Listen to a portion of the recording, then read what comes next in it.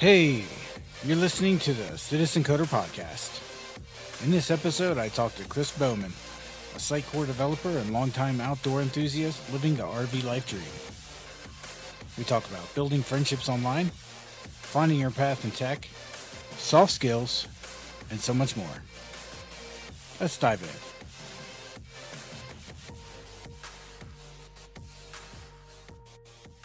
Hey, Chris. So, why don't you go ahead and introduce yourself real quick? Yeah, sure. Well, as you said, my name is Chris. I'm not lying about that. And I joined web development in my late 30s. I learned how to code in the back of my van that I was living in. I had spent the previous 14 or so years on disability. I'm a lifelong amputee, lower right leg, and part of a few fingers. So I was kind of looking for a career change or a life change, actually, because you can't just go on doing that. And I decided maybe coding was the thing. Originally started coding in about 1985 when I was about 9 on an Apple IIe. Me and my sister would kind of copy and paste text programs out of magazines. But then I took like 30 years off because I guess I didn't want to make any money at it. So I've been doing that for about 5 years now as a career. Oh, nice. Do you mind if I ask you about being an amputee? I Absolutely. can cut it if not. It's not a big Nope. deal. Okay. Have at it. Um, I was just curious. You said you were a lifelong amputee. Can you tell me a little bit about what happened? And Sure. Yeah. I was born with a condition called amniotic band syndrome.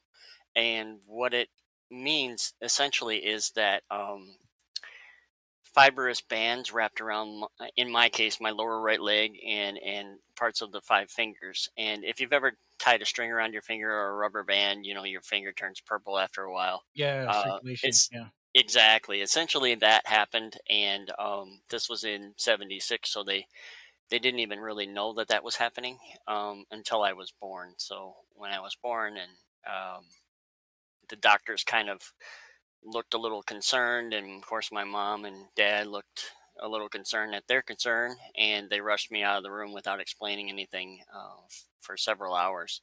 um, it really isn't anything serious. It's just one of those things that happen. Luckily for me, it did the umbilical cord and those bands and things didn't wrap around my neck or anything like that. So um, I Yeah. to Yeah. spend yeah, so to spin it a little bit, I always say I've done more with one leg than I ever would have dared do with two. It just forces you to try harder, I think. Right. And I didn't, I didn't step out of the womb going, I'm going to be, Mr. Positive amputee or anything like that. And matter of fact, I dealt with it for about 25 years of not wanting to be that way. I wanted to be normal like my siblings and everybody else I knew. In fact, I tell a story that I had all of my stuff done at the University of Michigan Hospital orthotics and prosthetics department. I honestly thought that whole place was built for me because I was the only amputee I ever met. Nobody ever come up to me and said, "Hey, I'm like you," that kind of thing. Yeah. Yeah. So if I do see that, or online or in person, I do go up to people and kind of show them that we're a little bit alike because it's important. It's important to not be alone. Hmm. And we'll talk about a little bit about this later, but I think that's one of the positives of social media is that you don't have to live alone with Yeah. whatever it is that you like or whatever it is you're going through or anything like that. There's people that can relate to that and can empathize with that, which is really really cool. Because growing up in the '80s, I didn't know anybody except for Canadian Terry Fox, who was an amputee. He ran across the country of Canada shortly before he died of cancer, and I had his picture on my wall as a kid, but he was already dead by then. So Hmm. I didn't know anybody else, and mentally that was tough. Um, it wasn't until remember the old Yahoo chat rooms. Yeah. Yeah. I remember Yeah. those a lot. So, so yeah, I was poking around one of those Yahoo chat rooms, and to be honest, I was just trying to find some action. I was newly divorced, and poking around, hoping to find some lonely, Sure, some single locally. mom or something. But I jumped into a like an amputee focused one, and was like, well, I'll check this out. And read people talking about it, mostly talking about their kids who were amputees, and sharing links to different stories and things like that. And it really helped heal my insides. Like, like, hey, I'm not alone, and there are a lot of people out there like me, and I can use my experience. I was, in my 20s, mid 20s at the time. I can use my experience maybe to help some of these people not feel that way. So though I spend a lot of time on Twitter pissing and moaning about the way people use tech Twitter, especially, um, my main focus really for social media is to help people not feel alone in whatever they're going through. So. Have you had a lot of discussions with other amputees on Twitter? Yeah, yeah, absolutely, and especially on Facebook, it's a little easier for me to find them on Facebook with the Facebook groups and stuff. Yeah, Facebook Um, groups are great for that yeah, kind of stuff. For sure. exactly. So it's a lot easier than that. On Twitter, I do follow a couple of amputees, but I don't think we've ever really talked about that, or much at all. But yeah, in Yeah, Facebook groups, it's hard. er, There's a fine line between helping somebody who's a new amputee and then saying, you don't want to say, well, it's all going to be fine, because they're scared to death. Um, right. but you have to tell them, or you have to ensure that it is going to be fine without being like, well, I went through it, so you can go through it. 'Cause I hate that. Yeah, yeah, that whole tough That shit. kind of tough love kind of. Exactly. That shit happens all the time on Twitter. It's like, well, Yeah, it I does. I'm miserable. You can be miserable too. No, I don't want anybody to go through 900 knee dislocations, 30 some surgeries. I drowned when I was 2, and my dad saw my prosthetic leg floating on the surface of our farm pond and pulled me out. So, uh, literally, if I'd been born with 2 legs and still fell in that pond, we wouldn't be having this conversation. So you have trauma isn't a contest. I think I saw that today. Trauma is not a contest. We're all kind of trying to just make it through with whatever we got going on inside our Yeah. heads or Yep. with our bodies or whatever. So yeah. Anyway, it's been rewarding for me to kind of give back and meet people who are amputees lifelong, or some of our veterans or anything like that. It's been really cool. Yeah. You were talking about Facebook groups, like that's a Facebook group. I guess that's the one good thing about Facebook. It is sort of the, I guess if Twitter's the town square, Facebook is like, I don't know, some other analogy that involves groups. Yeah, no, Facebook gives you the opportunity to go from the town square where you're all kind of just mingling like some sort Yeah, of like some sort. you've met people and now you get to hang out with them. So Yeah, exactly. Come on over to my house. I know a few people just like us, and we'll hang out. And one thing that I did mention today in one of the Facebook groups, or to another fellow amputee, was I learned early on that not every amputee has to be your friend, because we're still different on the inside. We have different views and different ways of thinking, and me, I like my way of thinking. so so even though you have that commonality of being an amputee, that doesn't necessarily mean that that's your homie, that's your friend or whatever. yeah, yeah, sure. I mean, you do have that in common, but it's not like, I mean, you can have lots of stuff with people in common and you can kind of empathize with them because of that. But that doesn't mean you're gonna like see eye to eye on every last little thing, Exactly, or even, exactly. maybe you guys just clash or whatever. Yeah, totally get it. That, that just happens. So. Yeah, exactly. You were talking earlier about tough love, and Mhm. this is sort of a swing in a different direction, but I saw a tweet, and I don't know if you saw it and posted on it too, but somebody had posted something about uh, getting out of tutorial hell, Yeah. and they were basically like, "Go build stuff."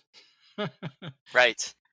And I was in tutorial hell for a long time, and I probably spend a lot more time in tutorials, but a lot of that is me trying out stuff. So Exactly. I do a lot of like I've probably touched three quarters of the languages that are made, with that I know of. Most Right. most of the popular ones I've tried. I've tried various frameworks and C sharp, C plus plus, Python, um, and JavaScript, which don't talk to me about JavaScript.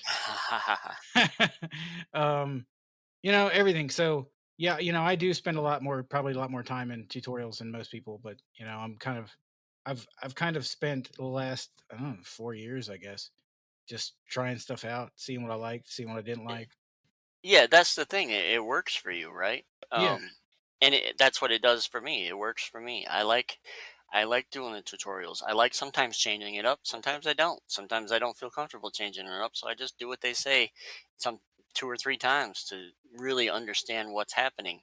Um, one of one of my complaints about Twitter is it's an all or nothing. Like somebody is like, this way is the best way. I think you saw my tweet where I said sometimes we confuse on Twitter and social media the word best with the word your, right? yeah, yeah, yeah. So your way is the best way for you, but it may not be the best way for me or someone else. Right. And you always see that. And I understand it's a way to sell engagement and sell yourself as Engagement. something Yeah, important. it's, But it's that whole engagement Twitter thing where they ask a random question and try to get a bunch of responses for it. But yeah, they're usually um, they're kind of posed like you just said, which is like, what's the best way to do this, or what's the best way to do that? yeah, it's an all or nothing sort of thing.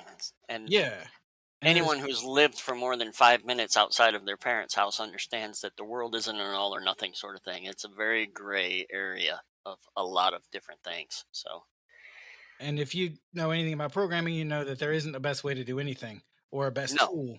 A lot of people say, "Well, we're using the best tools for the job."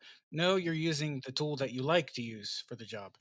Oh, yeah. Yeah. Mm. For instance, at work, I solved the problem that we're having. We're trying to hide iOS links.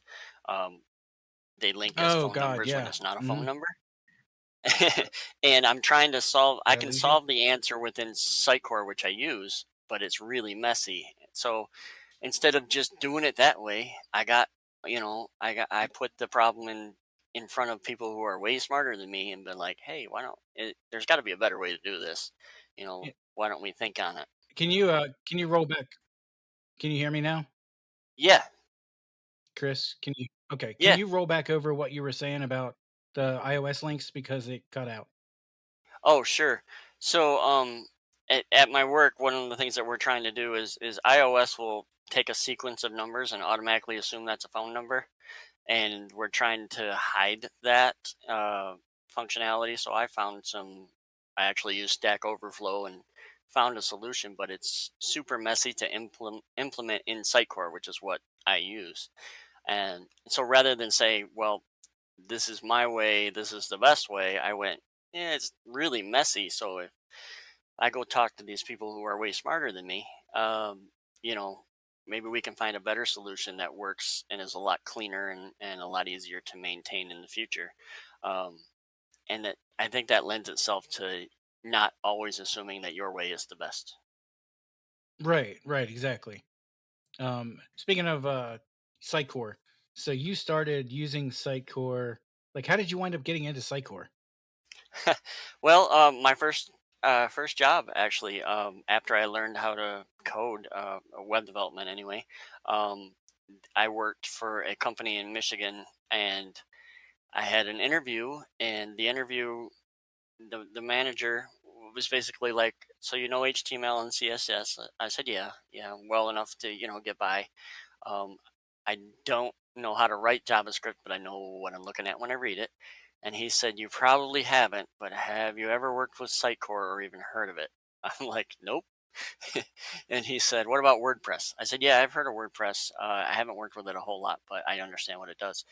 And he's like, "Well, it's basically like that for corporations. That's what we use to update." the content of our website.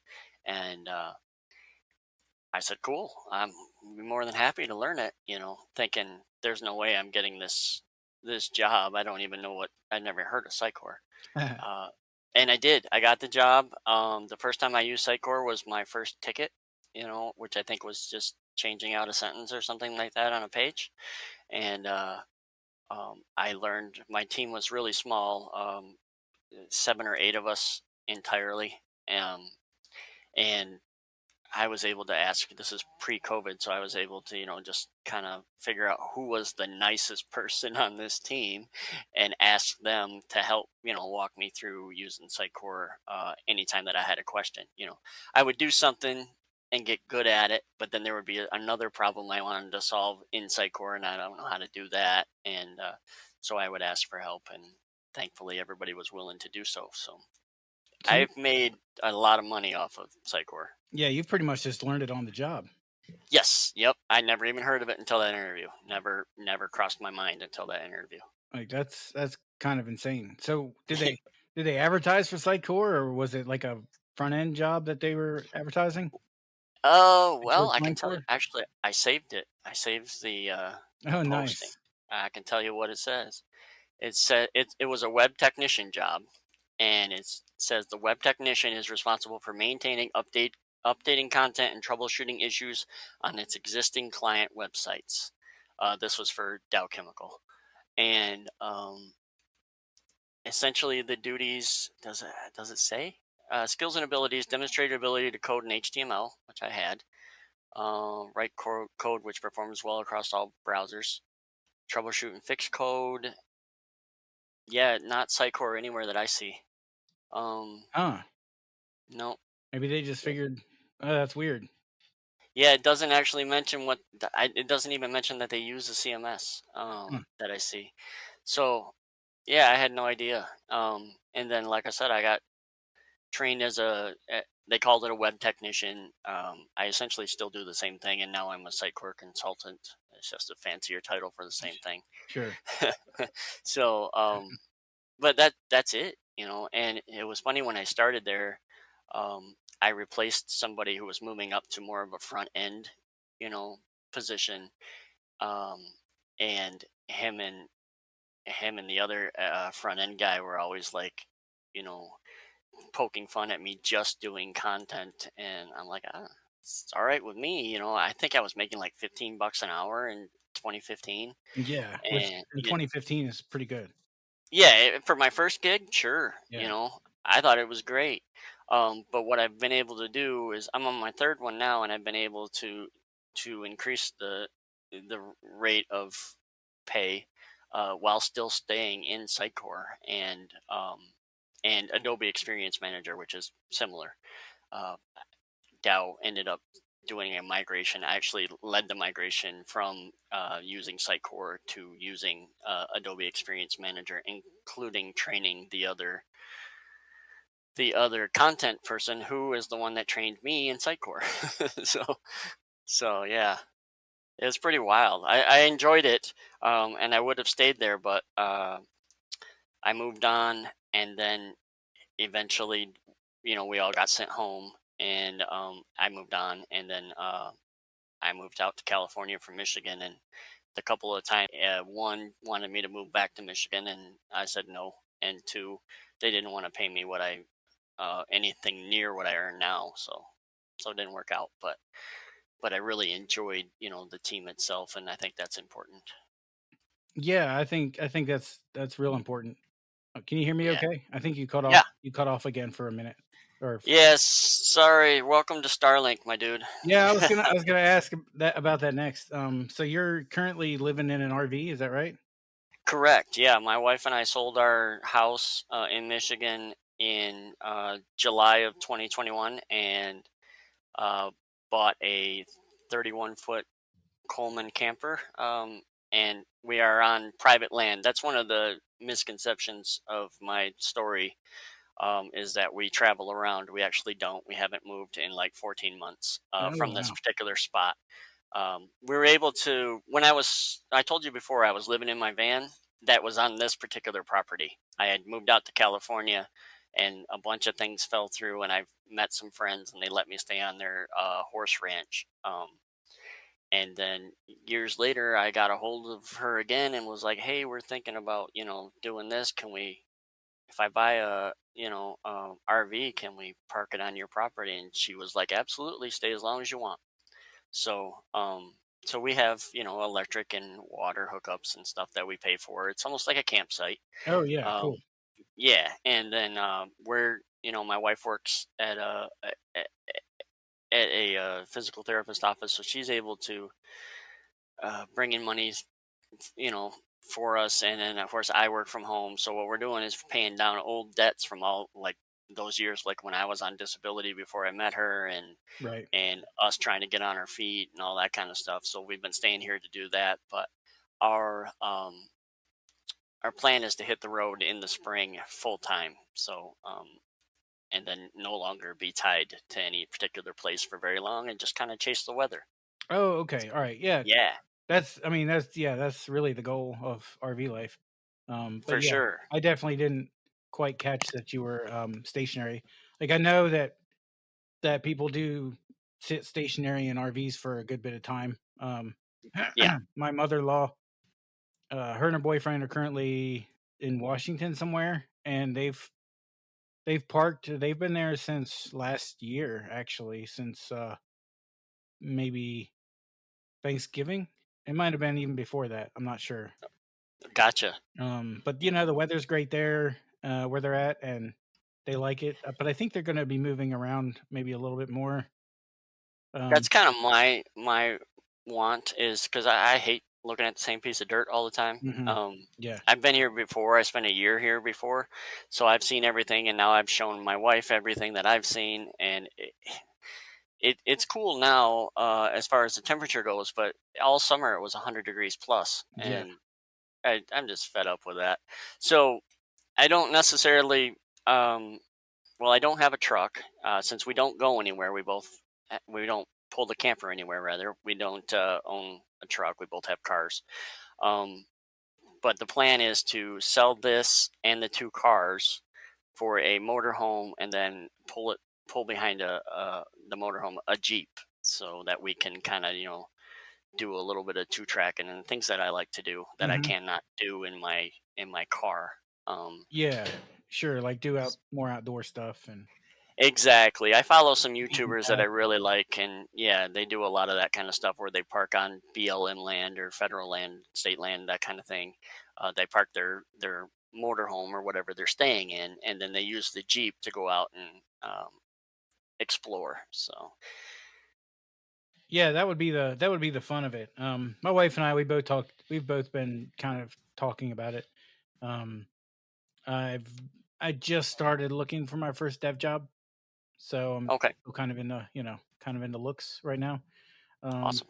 but um, we'll probably I'm not exactly sure. We might have some kind of like home base Yeah, and just leave for, say, maybe the summer, just to right, get out of the heat, because Arkansas is the summer is pretty intolerable. It gets up in the hundreds here, and right. I can't stand it. It's Um, funny that you mentioned Arkansas. I didn't realize you were from there. My dad's family is from Piggott, which I believe is in the northeast corner. yeah, okay. Um, I'm actually not originally from here either. So oh, my travels have taken me from Glen Burnie, Maryland, which is right around the Baltimore-ish area, yep. um, to up and down the East Coast, Florida, Maine. I thought you weren't Um, from. I could just from you talking, I could tell you weren't actually from Arkansas. and then I moved out to Chicago area, which is where I met my wife, and then um, we've been down here. We were here once before, and our town was flattened by a tornado, Oh, and we were hit with a couple ice storms right after that. So we decided we had enough. Um, right. but then family called, so we went and took care of family. Moved out to North Carolina for a while, and then once again, my wife's dad passed right after our son was born in 2016. Oh man. So then we we didn't want to leave her mom alone out here in Arkansas because they had retired out here. Right. So we went ahead and moved out here. Obviously job sucks, but I was fortunate. I got a job transfer with a company I was with, but there wasn't a lot in the way. Like, it wasn't close by, so I was commuting about an hour and a half one way a day. Oof, man, Yeah. that's rough. So, and then Especially since you said you have children. So, yeah, I've got one child. He's 6 now. nice. And so I've kind of been all over the place. I went and worked in Texas for a while in the oil field, Yeah. right before Corona hit and that crashed. Or should I say the coof? I Right. don't want to get banned off any platform for saying a word. Yeah, right. No kidding. Um, that's the reason why I left California the first time was I have a daughter she's about to be 21, but obviously in 2015 she wasn't, Yeah, yeah. and she was out here for half the summer and whatnot. But and mostly lived with her mom, but she asked me to come home, and within 2 weeks I was back home. Thankfully my brother let me stay with him, and that's when I found the first SiteCore job, and been able to get on my feet since. My daughter still lives in Michigan. She decided to stay rather than come with us, and I think that's better. She needs to have her own life, especially in her 20s. But Yeah, one sure. of the cool parts about this, about dev work, really, or for me, is the ability to give back to people. Mhm. Like when I was raising my daughter on disability, I couldn't afford school clothes and stuff. I do the best I could, but I couldn't buy it all. Right, right. We could only eat what the state would allow us in, food stamps. Mhm. So now I can just randomly surprise my daughter with some cash app, be like, and she works hard, and just be like, here, spend this on something you want to do or something you want. Yeah.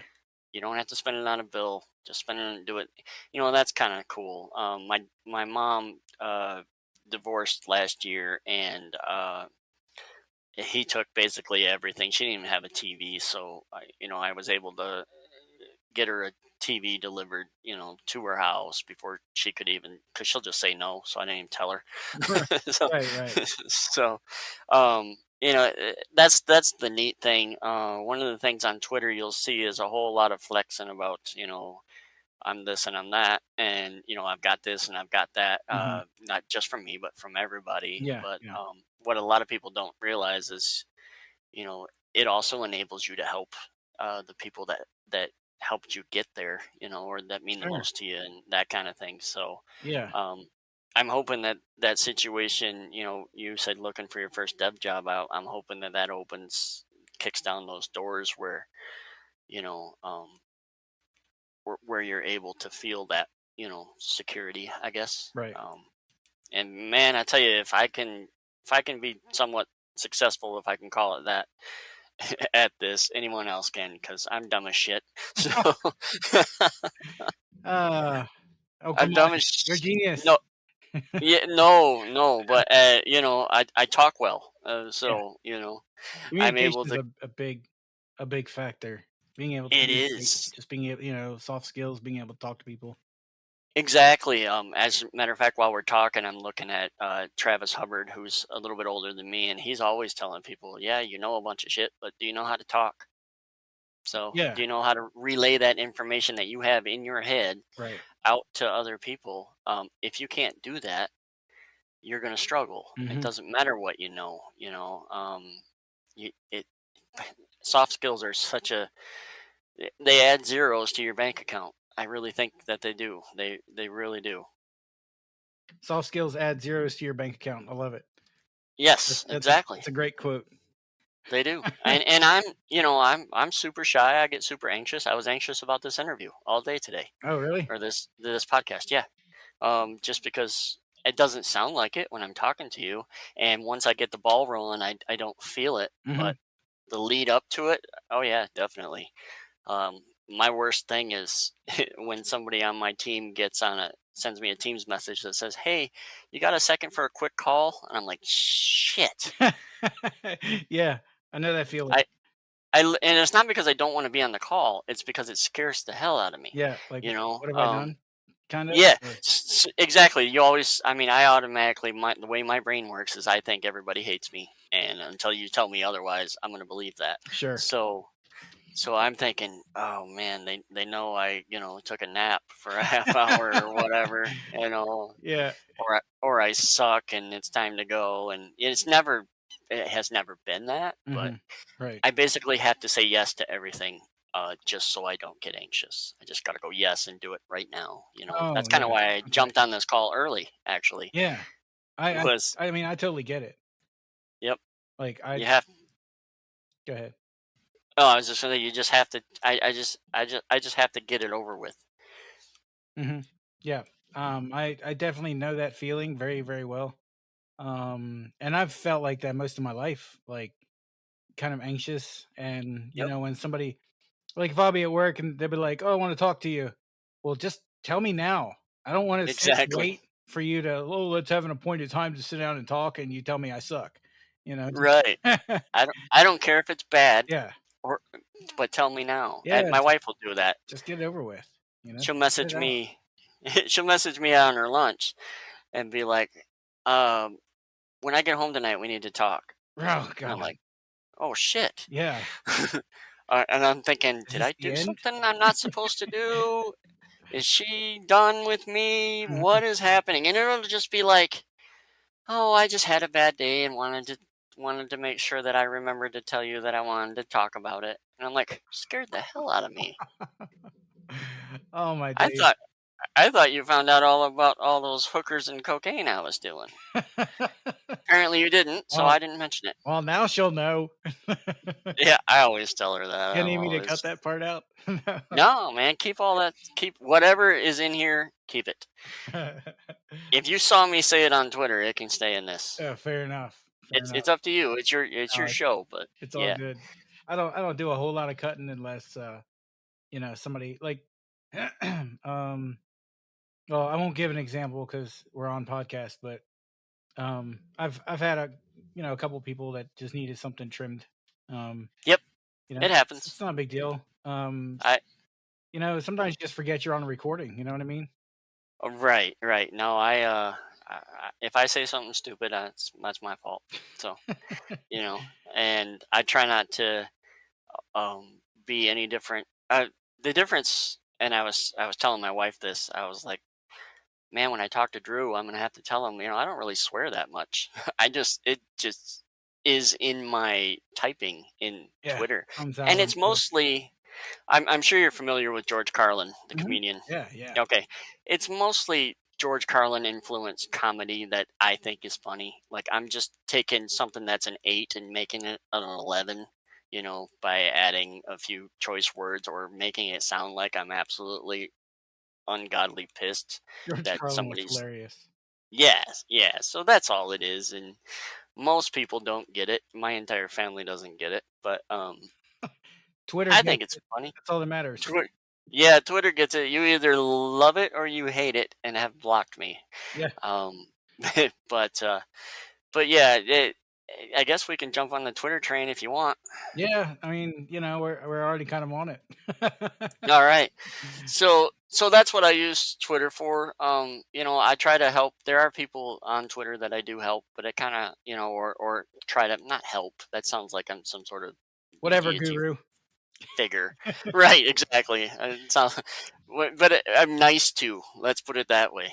But I just see stuff that just I bet I could refresh this feed and I'll see something that pisses me off.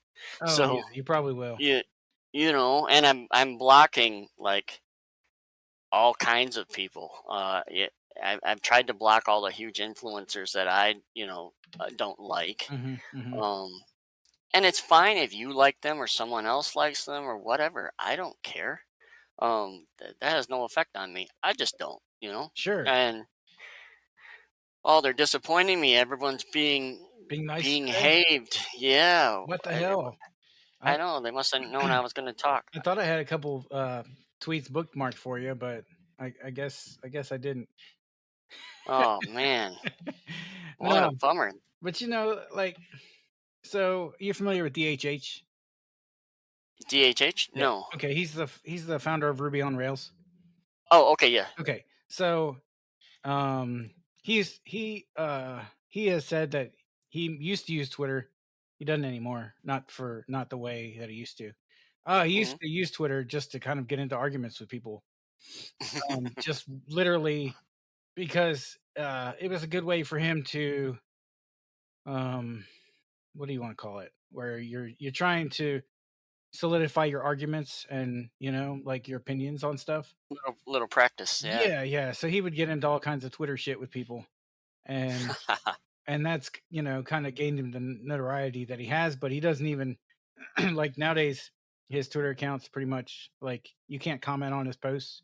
You can Oh, retweet them, but he doesn't really like now. He pretty much just kind of keeps it um professional, I guess. He posts blog posts or he'll repost articles that he finds interesting and stuff, but right. he's not. And that's He's that's actually cool. I've got no problem with you mentioned repost. I've got no problem with repost as long as you credit the person you took it from, Yeah, right? yeah, like retweet. Like it's one thing Yeah. to retweet something or retweet with a comment because LinkedIn actually encourages you to read kind of repost your own comment. It's weird, but Yeah. to basically make your own content.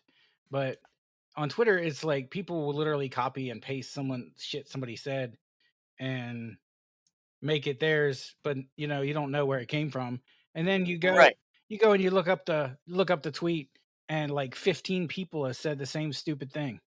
Yes, and it's not to help somebody. See, that's the difference. There's a difference between wanting to help somebody and wanting to be heard.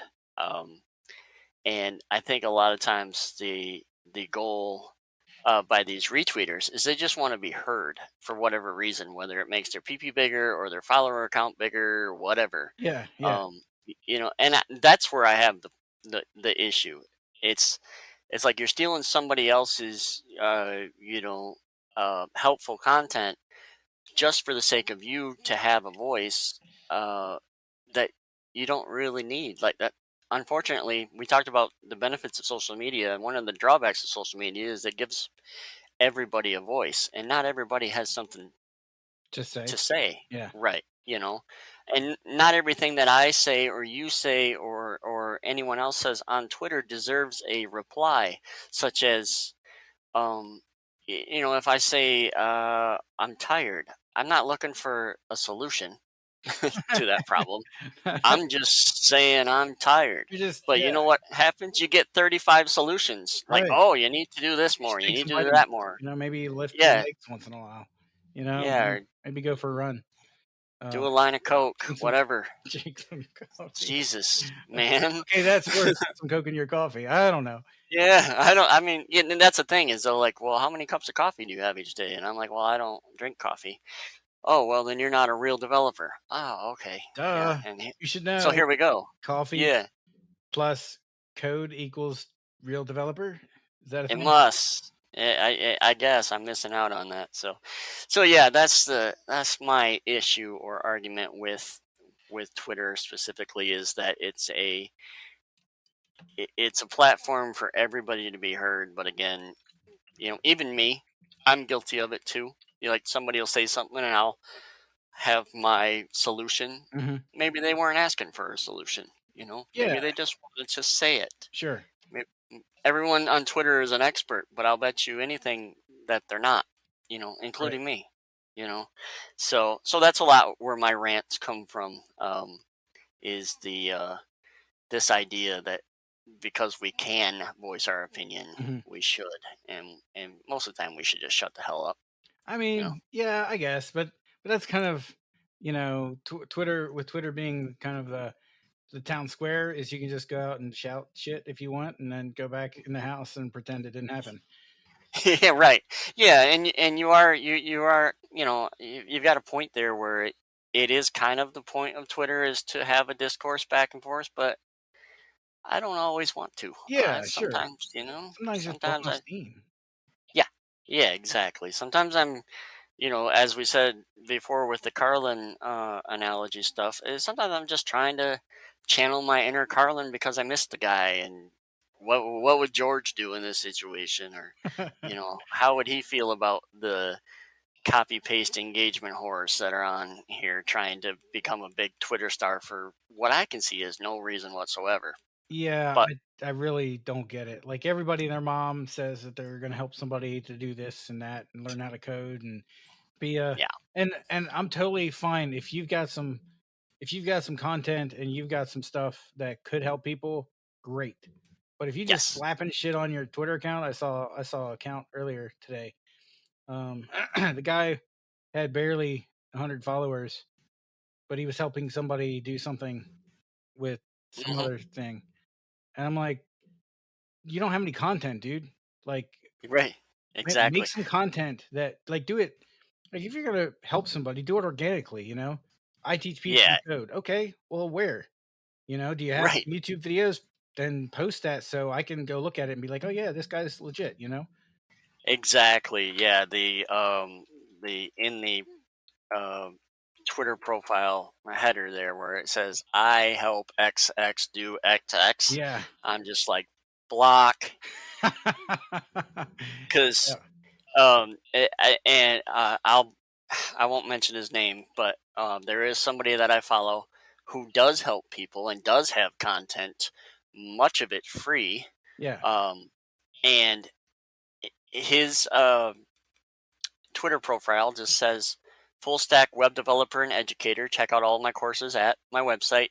1,000+ free tutorials at this link. It doesn't say I help XBX. Is that Brad? That's Brad. Yeah, Brad's awesome. Yeah, Yeah. exactly. He's got So, that guy's been doing, content since, before the making of the world. oh And yeah, yeah, yeah, no doubt. And he does it well, and he does it like I said, he does it mostly for free. I mean, I realize he yeah, gets paid through his YouTube and all he that, should. but he's not charging you Right. to view I it. mean, and he should get Um, paid. Like, oh, you're definitely. dumping out that much content and you're providing a real value. Like, why Exactly. And shouldn't you so get those kind of people that I like, and he just happens to understand and get my sense of humor and my what he called realness. Yeah. So Yeah, he does. I can appreciate that. Um, this is actually my second Twitter account. I had one Mhm. You had a bigger one, before. didn't you? Yeah, I had like 7 or 8 thousand followers, something I don't remember. I think I blocked Um, you on that one. I'm just teasing. I don't I don't blame you. No, you probably did. That's all right. Um yeah, what happened was I did a tweet while I was cooking breakfast one day for my wife and my daughter. Mhm. Uh it was basically a homeless to homeowner tweet, Oh, yeah. and it went friggin' like 2.5 million people saw it or some shit. Oh. And that sounds great, but it's not. Because what happened was my inbox flooded with, "Will you buy me a laptop?" Oh, yeah. No, Oh, I right. s Okay, that was where uh, that tweet came from. yeah, that's where that came from, and Yeah. so that's what happened was, and it just got crazy. So um, I deleted the entire account Mm. so that people wouldn't associate with me with that. Yeah. And I very rarely bring it up anymore. On occasion, I do, but I very rarely bring it up I just because it just got out of control. Yeah. But I mean, I just feel like that's like, I get where, you're getting a shitload of attention that you definitely didn't ask for. You're Right? just making a tweet in the town square, just throwing Yeah. it out there, like, as more of a, like, hey, you can do this too. If I did it, you can do it too, kind of thing. Exactly. Yeah, and that's Mhm. exactly why if I say anything, that's what I mean. Yeah, no, I get it. Like, and I get an occasional someone messaging me and asking me for something, but Right. I just block them. But nothing to the size and craziness that one did. But that particular bit is part of your story. Right.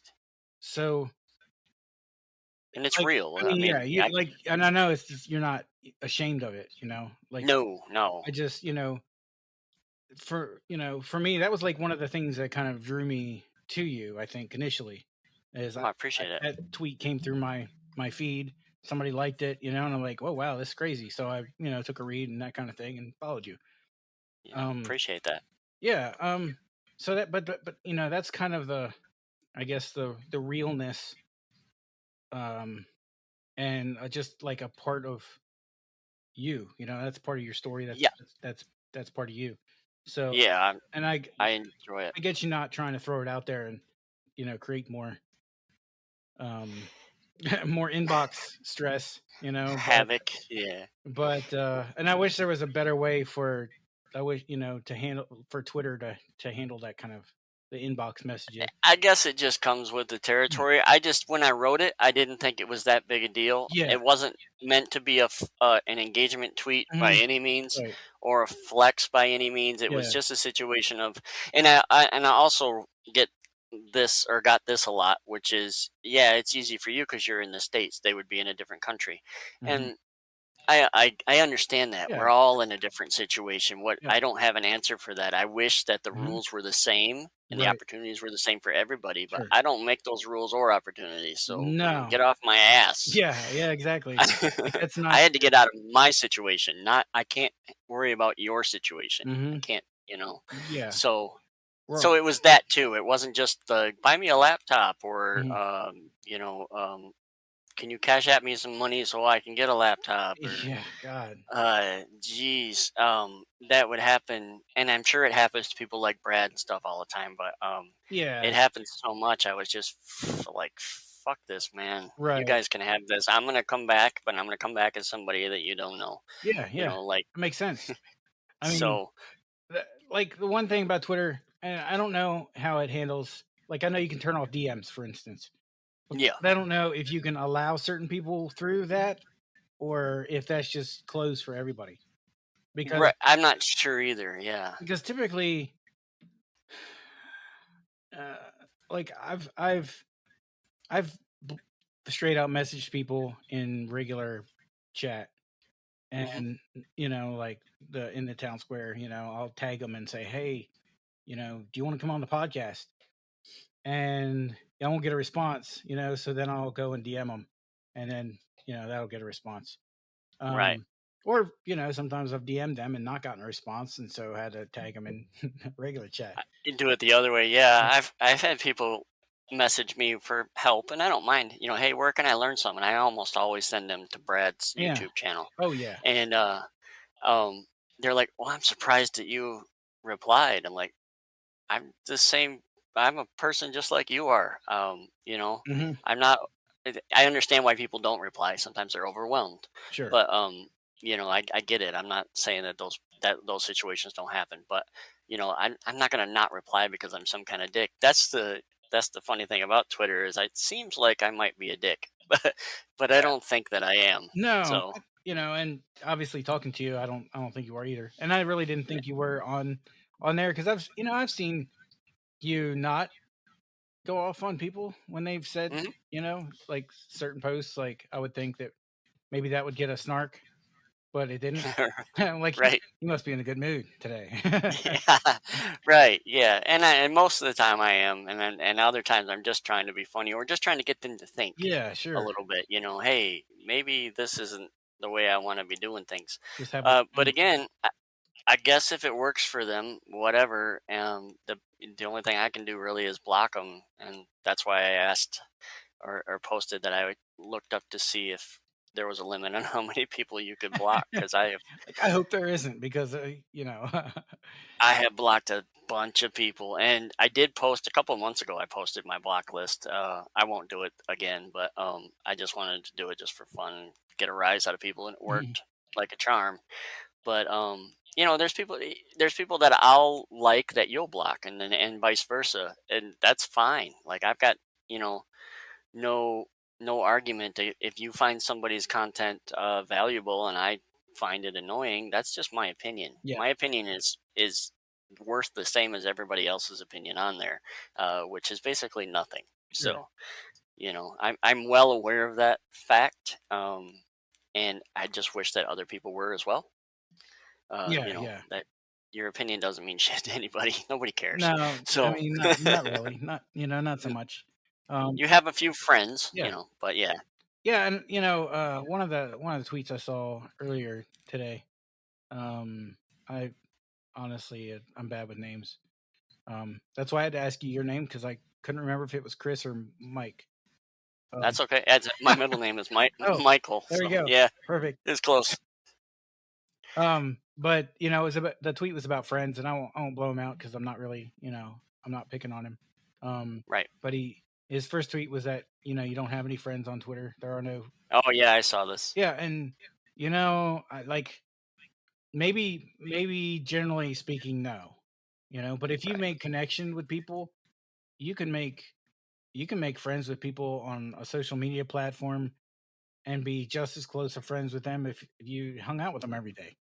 Oh yeah, yeah, definitely. Because I actually, to be honest, other than the people that live on this property, because there's a few people here, I don't have any like Close friends or real life friends. I guess you would say, yeah, or like like people I can touch. physical friends.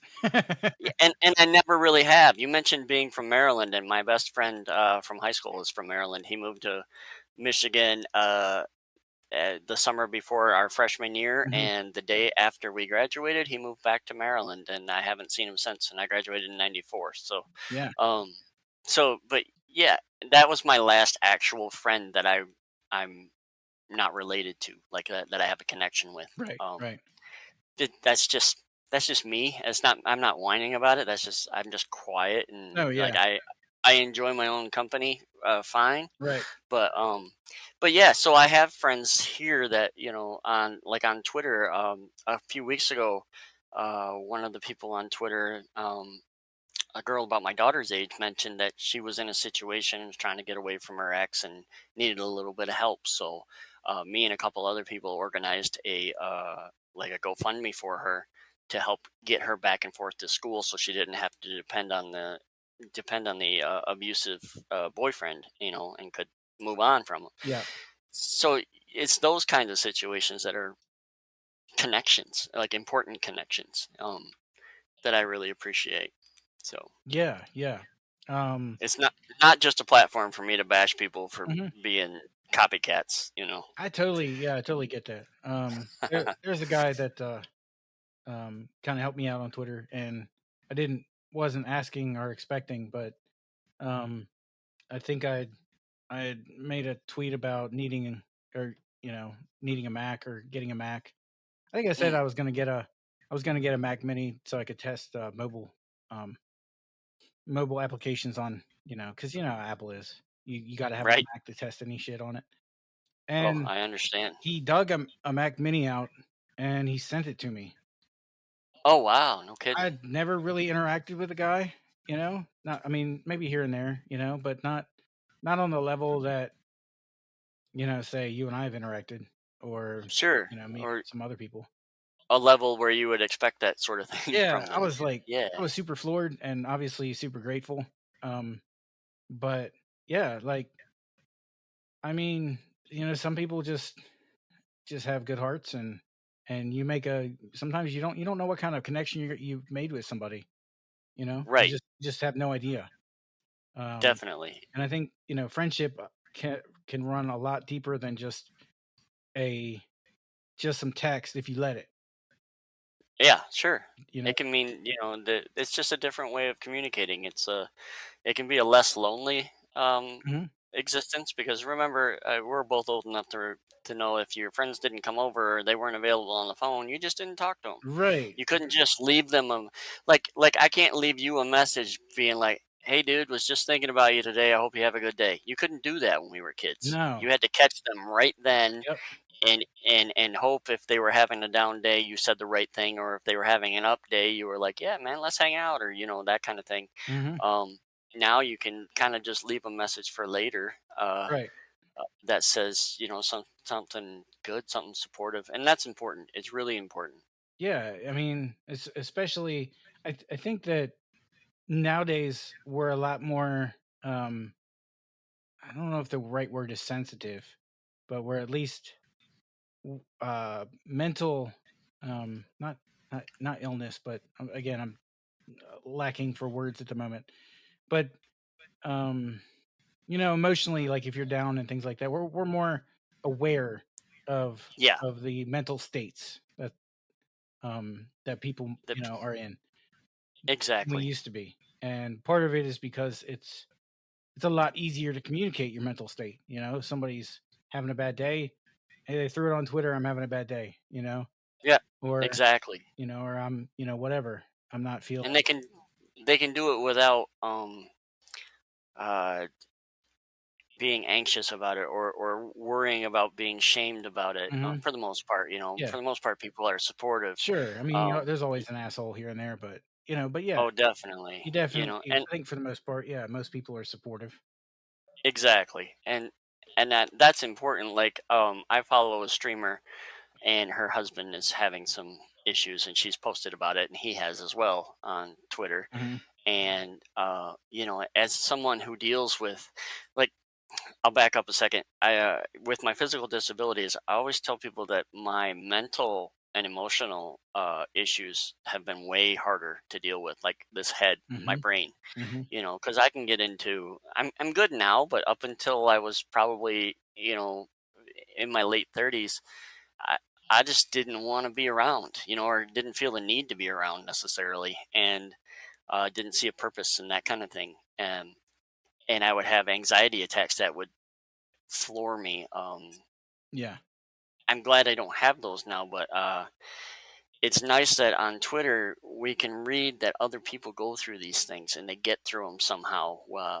How they get through them, it might be different for all of us, but it's nice that we can go, "Hey, man, I've been in your shoes. Hang in there. You're not trying to offer a solution because you don't have one. I'm not an expert. Right. I know what works for me, but you just go, I feel you. I understand these feelings right now Yeah. that you're having, and that's super super valuable. Like, to me, that's the reason why social media should exist. As we talked about earlier with mom, us going through, or me going through physical disabilities by myself in the 80s, having social media to connect with other amputees now eliminates that. So some kid who's born, who was born in 2015, or earlier, doesn't have to go through that. Like, they can get on a social media group, and see other kids that are like them, Right. and interact with them and be like, "Hey, man, I'm going through this situation. How did you handle that with your, in my instance, prosthetic leg?" Or Yeah. if it's anxiety or depression, what do you do when you're so anxious you want to climb a wall? What do you do? Sure. For me, it was a hot bath or something like that to try to just calm myself down. Um, or to think of it as like having two brains, my what I called my normal brain and my anxiety brain. And sometimes I would have to send a normal brain over to anxiety brain to punch it in the mouth because it's telling me these things that are not true. You know, um, Right. it's neat that we can have avenues for information, and I think that's what the internet was initially designed for. It Yeah. wasn't for us to. It wasn't for me to shit on people who are trying to become influencers for no reason. Um, Yes. Yes, it was. Uh, so, but I use it for that, but I also use it for good. I use it for good and evil. and evil. Uh, yes. Sometimes we. I don't know. I mean, even I do it. Like if I see somebody having a little fun with a supposed influencer, I'll hop on that. Yep, It's just it's fun. Like, yep, and that's the thing about Twitter. Like you can have a little fun with the whole meme of being an influencer yeah. because there wasn't such a thing as an influencer. Not that long ago. No, You didn't have a no, you didn't have a quote unquote social media influencer. right. You just got on and you got popular by whatever accident. Um, Popular by being popular. yeah, and now there's just these techniques for doing it, for gaining a huge audience or following and Yeah, unfollowing people. I yeah. won't name any names, but yeah, There is Yeah. a tech influencer who did that. Everyone loves him, Yeah, but he did that to me on my old account, yeah, he and did I it. never forgot. Yeah, he did it to me on mine too. Like, and the funny thing Yeah. was, is like we actually interacted a good bit. Um, and that's so to me, that's where the whole they're not a friend kind of thing comes in. Like there Exactly. are people on there that may follow you that aren't your friend, and Mhm. that's legitimate. Not everybody that follows you or that you follow is gonna be a friend or Yeah, fitting your and that's okay. yeah. Yeah. Yeah, it's okay. It's not, I'm not necessarily on there to find friends, but it helps and it happens, you know. It's neat when they come along and it's legit, Right. like, it's You not you can kind of you tell. I think you yeah. can kind of tell when it is and when it isn't. Um I had, an influencer last weekend. I had a discussion with one. I've called one out, and finally somebody who does this crap answered back, and we had a discussion about it, and he was saying that he has to do it for his business, like, that's he's gotta get these followers in order to sell whatever he's trying to do. I can totally respect that. It's when you're it's when you say something, divisive that is like, somebody so, somebody who's not really thinking about anything other than what they just read will reply to that, and then if you look in the comments, the very first thing is, "Wow, I didn't expect so much reaction to this post. Here, check out my da da da oh da god, da whatever they're yeah. selling." Or they That shit pisses me off. Yeah, or they do that. I mean, they don't even like sometimes they don't even wait for the post to garner any real traction. Exactly. I'll see one that's got like 10 likes on it and they'll be like, "Oh, if you like this, check out my blah blah blah blah blah." Yeah, and that's just like, man, I have a YouTube channel. I don't do that. Yeah, I I mean, don't, right, I don't do exactly. coffee or tea, question mark, and then put in the first comment, "Hey, if you like this discussion, check out my YouTube channel where my wife and I travel around to different things and see shit and that you'll never see and don't want to even look at." Well, You know, now you should. Now you should. I expect it after every tweet, dude. I told I was telling my wife, I'm like, I could totally do this influencer game, but it would make me feel so dirty and gross, Yeah, you know, that I would have to punch myself in the face. sure. Which is another reason why you'll never see me at a dev convention. Because you'd be covered in Oh, bruises. I would well, I would inevitably get my ass whooped, but the first thing I would want to do is take some of these, uh, influencers out back and have a Mhm. discussion. I just figured you'd punch yourself in the face a bunch of times. Oh, for just even going to one? Yeah, yeah. Exactly. What the hell am I doing here? Uh, yeah, yeah, I don't know. Have you ever been to any conferences? No, and there is and I have a reason. There's a amputee conference that has happened every year, and keep in mind, most of us amputees uh, don't work, so we're on Social Security making hundreds of dollars a month, right? Yeah, yeah. And then we go to these things, and they charge you. Obviously, you got to pay for your airfare, you Mhm. got to pay for your hotel, Right. you got to pay for some sort of entrance to the expo room of the hotel, Yeah. uh, where there's a bunch of different vendors of prosthetic feet and other things there to sell you shit. And these are broke ass people, who just want to they just want to communicate and commingle with people that are like them, Right. and the association that is handling the whole thing is just they're putting their social security money in their pocket, like, hey, thanks for the money, here, hang out with Jim. Oh, you man. know I'm like, Yeah, you'll never that's ever ever terrible. see me at one. Yeah, that makes me mad. That's pretty Obviously in terrible. tech, Yeah.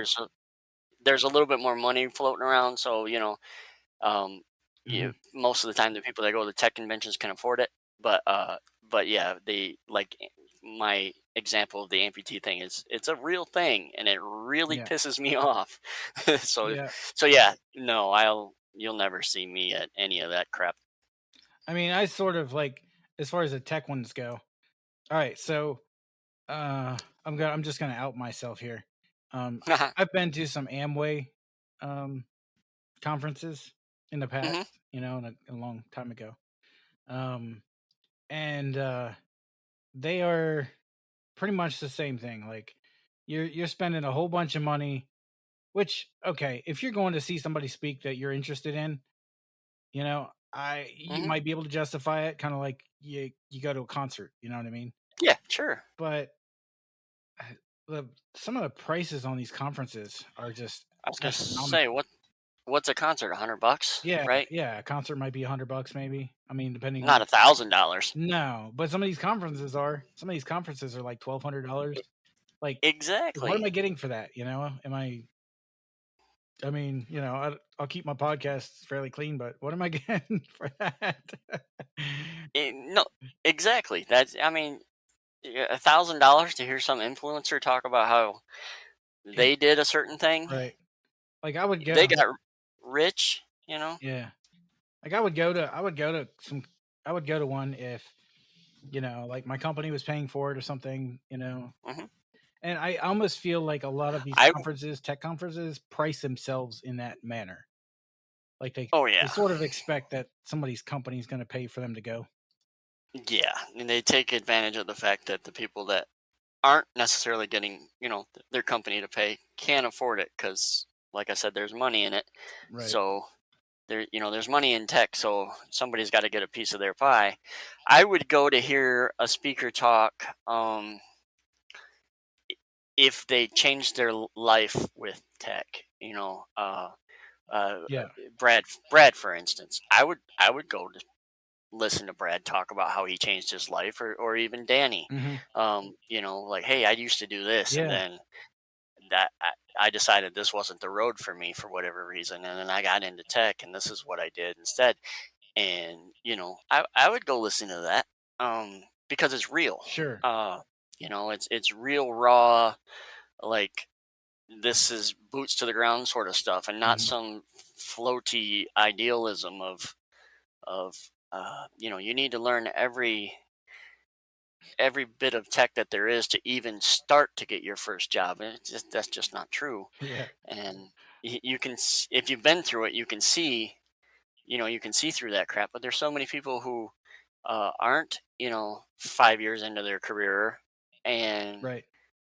think that whatever the first tweet they see from an influencer, whatever they said in that tweet, is gold. And it's sometimes, and most of the time, it's just crap. So Yeah. it's crap to sell you something else, and There's that'll never fly. yeah, and there's a lot of that. Like, um, you gotta, here's a list of all the stuff you need for front end tech, and it's like 12 different frameworks and a Right. language, and just all this kind of stuff, and even from people like I said that earlier um that aren't, they really don't have a toe in the pond. They barely got any Exactly. followers, and they're just tweeting for trying to get people to follow Just them. ran. But Exactly. And I think there's so many people, at least on Twitter and into Twitter tech space, that are just really hungry for it, mhm. and they're almost willing to follow anybody that can give them a leg up or a hand up or hand down or hand up. Or hopefully, You know what I yeah. mean? Like hopefully. That's Um that's what I think happens, is sometimes they hope that this huge influencer will notice them and help them in some way, mhm. um, and most of the time they won't. No. Um, There's definitely it, a couple, but not, yeah, most of them Y- no. Yeah, and that's not even necessarily to say that they won't because they don't want to, is because they can't. They Mhm. don't have enough time in the day. Like, I do get asked to be a mentor, which is funny because I know HTML, CSS, and I know how to use SiteCore. I don't know shit, but I still get, hey, will you be my mentor? I'm like, yeah. What are you working on? I guess, or I'll say not necessarily yeah, but I'll say, well, I'll tell you what. You ask me a specific question, and I'll try to answer it. Right. Well, I'm working on this React thing. I'm like, well, you're way ahead of me, bro. So, you know, Like, what's it's, React? I don't even know. well, I thought you were, I thought you had, made it, or whatever the word is. I'm like, I, I have, I think, but I know what I know, Right. and that's good enough for me. You don't necessarily need a mentor as much as you need to look in the mirror and go, I can do this. Yeah. You Yep. know, I'm not saying mentors shouldn't happen or aren't necessary. I hate, when people are like, well, I didn't have a mentor. You don't need one either. Hmm. Man, some people do. I understand that. But Sure. I have a wife and hobbies that aren't tech. So mentorship isn't for me. I can't teach anybody Sitecore because you it's not like WordPress. You can't just, get a license for it for free and make some content about how to teach how to, do content inside of a Sitecore space. The licensing is ridiculous. Yeah, So you would think they'd have some way to get training on it. You know what I they mean? do they have kind of this thing that I found. They didn't used to have anything. But because my brother wanted to learn Sitecore, just to sort of follow in my, path a little bit. And um I found Sitecore's official site had something, but they wouldn't let you interact with it at all. It was basically a PowerPoint slide of Oh how to man, use Sitecore, and unless you can get in there, that stuff doesn't mean anything. no, because you You're gonna can't. Yeah, forget it in seconds. yeah, you can't get So any experience on it. Like no hands s- on. yeah. What they So, need is but if you something like what is it? There's another CMS that's really popular. Not WordPress. Um, Trailhead, I think is the. Oh, that's not the name of the CMS, but I'm looking it up real quick. all right, Trailhead is their training platform. I think it is Trailhead. oh okay, Salesforce. I Salesforce. Salesforce, yeah, yeah, Yeah, they have this huge training platform. Like you make a dummy thing. You know it's not dummy, but you can make like a training thing, and it'll walk you through stuff, and you can actually do it on right. the site. That's awesome. And I mean, that's why they're growing. Sitecore does that, but you have to pay $1,000. Yeah, that's not that's not even touchable for most people. Exactly. Yeah. That's just Right. that's a little insanity right there. It's You would ridiculous. think that if they wanted people to like if they even wanted to grow their platform, more people would use it if it were easier to train people on it. Right. And I Yeah. never even heard of Sitecore until you mentioned it. Um, Yeah. I I was hadn't. Like like, I said, I hadn't either. what the heck is Sitecore? But no, I mean that's cool that you were able to get in and learn on it, learn on the job. But man, Right. so Otherwise, how would I have known, how to do it, yeah, right? And yeah, um, Adobe Experience Manager was the same thing, and we didn't really have. We had 2 days of training on AEM because we were migrating from Sitecore into AEM. This big migration thing of all of the company's websites, um, and it was massive. And I found AEM to be easier to understand, maybe because I'd already understood, Sitecore a little bit, hmm, but it was easier for me to teach to the other content person, how to use the different components that were either out of the box components or ones that the dev teams had created for us to use. right, Um, but if you don't, if you're just watching somebody do it, at least for me, I can't just watch you do it. I have to do it too, hmm, um, more than once to really understand what I'm doing. yeah, But we mentioned before about somebody talking about you have to learn all of these different skills, right, to make it, yeah, and you don't. But what you do need to do is kind of just focus on a couple, and then understand that your path may be different than the person's path who posted that. Like my path, I still haven't used React, but I eat fine. You yeah, know, yeah, exactly. so so Um, I understand what React is, but I just don't. I don't need it hmm, for my job. There's a million different pathways into tech to make it. yeah, You don't have to follow somebody's cookie cutter solution, right, because the chances are it won't be that way anyway. And then I saw something. Somebody mentioned. Oh, somebody had posted that book with JavaScript and jQuery. hmm. The same author does HTML and CSS. It's like a black book with some nice, Oh colorful. yeah, I've got the PHP book that he just Yeah. So, that's a oh yeah, yeah, you did. effing awesome, So awesome book. that one, and somebody mentioned why jQuery, and it's those people that don't realize that there's companies. corporations still using 10 or 15-year-old technology Yeah, that needs somebody that knows jQuery. Like, right. oh yeah, I There's know about this there's stuff. still money in jQuery, yeah. And Oh yeah, anybody that's do it. asking, that book is by John Duckett. Yes, Um, that's it. it's That, a that's it's a great series of books. The PHP and MySQL book is phenomenal. I awesome. was really floored by the quality and the. I'd never seen a book that had this much art in it for a programming book. Like Nice. I mean, it's not so much art, but there is, So it's just not super dry. Is that what you're it's saying? not. It's a beautiful book. Awesome. Again, not something you normally say about a programming book, but I Right. mean, it's full color. It's lots of code, but the way it That's breaks cool. things down is such a way that it's like a for dummies book, but better, Hmm. but 1,000 times better. Awesome. Uh, That is really cool. so John Duckett, I'm shout out to your book. It's great. I'm glad that you found something that's providing some sort of value to you. That's fantastic. Yeah, it's a really good series of books, and I have no doubt that other book that you mentioned, the one with jQuery is, JavaScript and jQuery, yeah, yeah. just as good. I think Any all of his books had really good reviews on Amazon.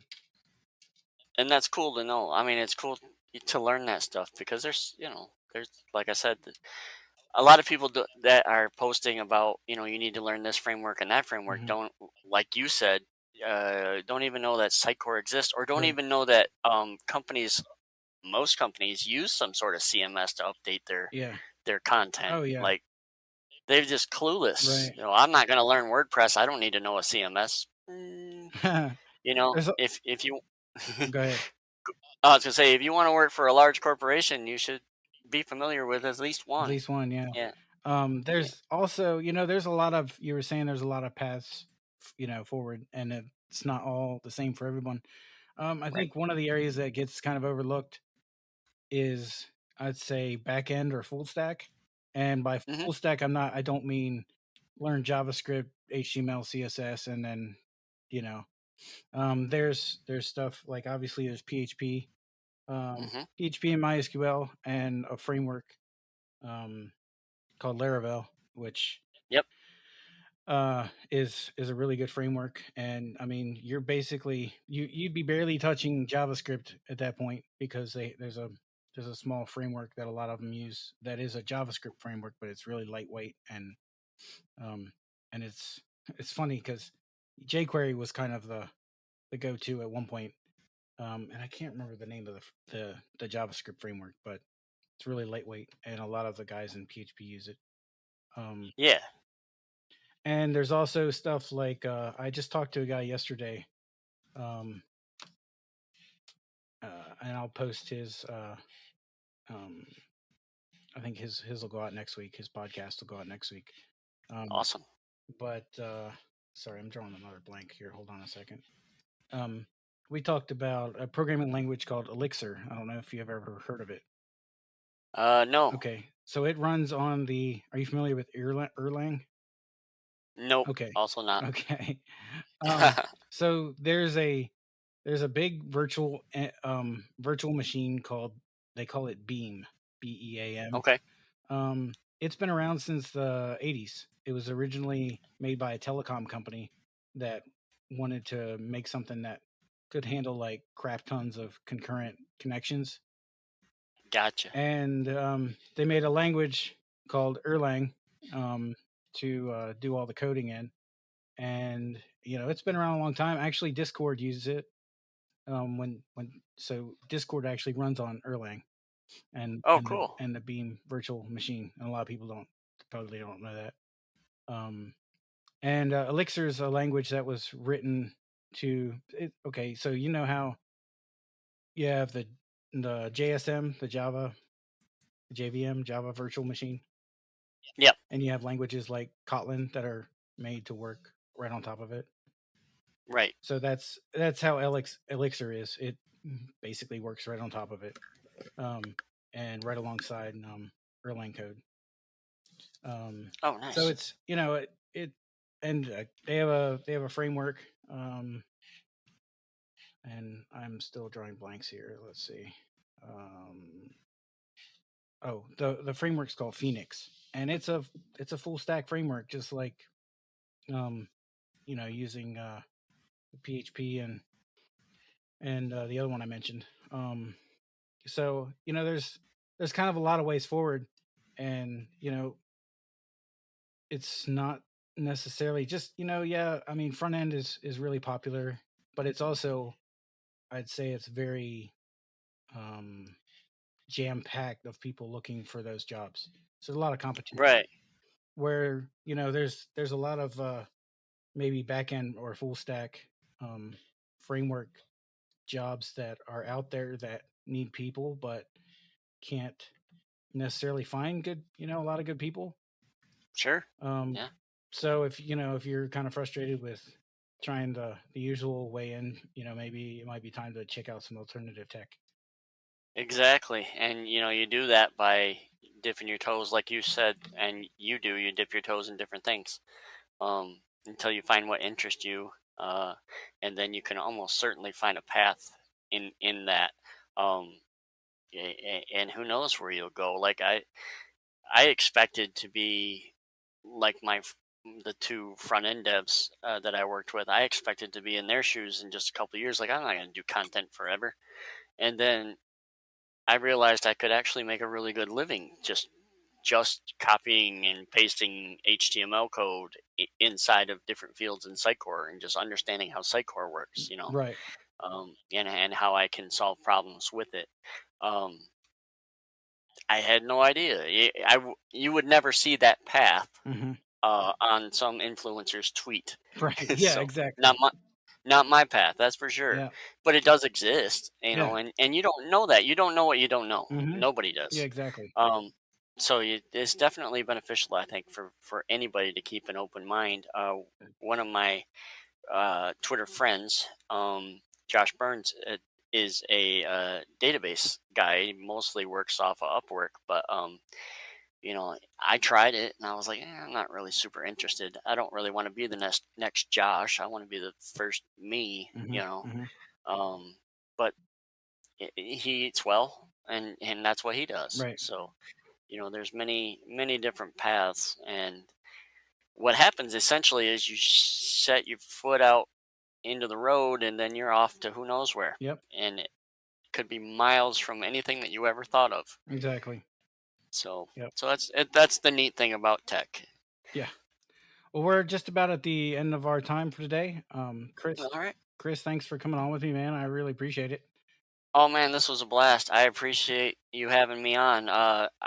Like I said in my tweet, I usually say no. I haven't said yes in a couple of years, and I'm glad that I said yes to yours because Nice. I felt really comfortable, and I really enjoyed the actual real conversation that we didn't have to keep in so many characters. Yeah, Right. yeah. Oh man. Yep, those are the worst.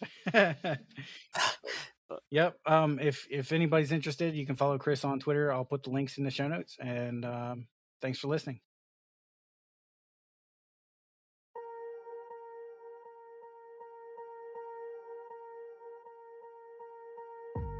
You've been listening to the Citizen Coder Podcast. If you'd like to follow Chris on Twitter or YouTube, links are in the show notes. If you're interested in sponsoring the show, feel free to reach out to me on Twitter or email me at citizencoder1@gmail.com. You can follow me on Twitter, LinkedIn, or YouTube. And as always, I'll see you next time.